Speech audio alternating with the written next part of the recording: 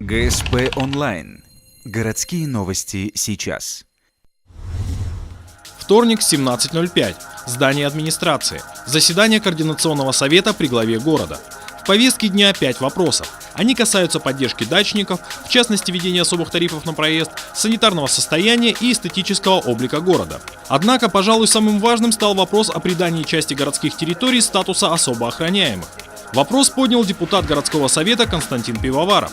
На территории Магаухта найдена очень полезная, очень лечебная, очень нужная вода людям.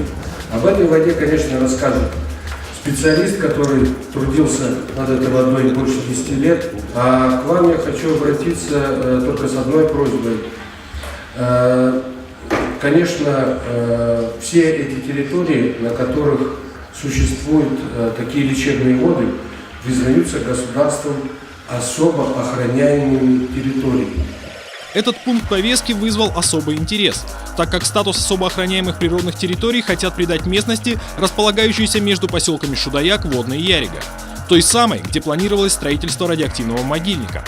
По мнению депутатов, это позволит поставить точку в истории возможного строительства ПЗРО на территории городского округа. Там строиться не будет вот этот ПЗРО.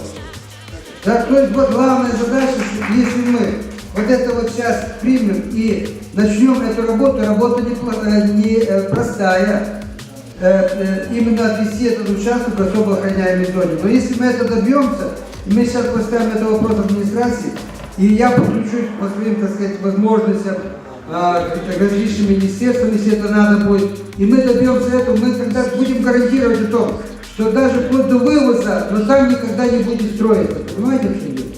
Вот главная задача вот этой ситуации. В результате Координационный совет большинством голосов поддержал проект решения об обращении в администрацию с просьбой о начале работ по признанию территорий особо охраняемыми. Работа предстоит тяжелая и кропотливая, но она того стоит. И, возможно, в ближайшем будущем наш город вместо могильника радиоактивных отходов получит уникальную территорию и свой бренд целебной воды.